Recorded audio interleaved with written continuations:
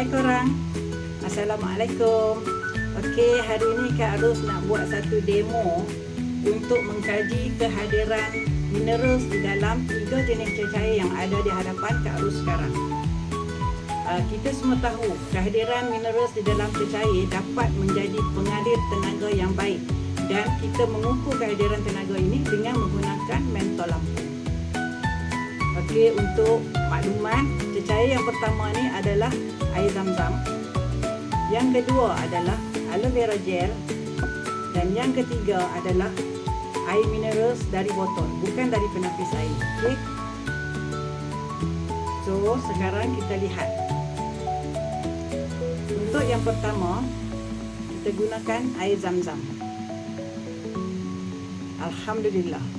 So, kita nampak cecair mukjizat Nabi Allah Ismail ni yang Allah kurniakan kepada manusia sekarang. Yang kedua, air daripada cecair aloe vera. So, kita lihat terangnya dua. Yang ketiga, air mineral.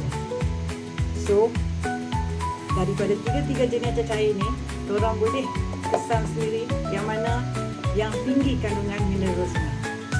So, sekian. Terima kasih.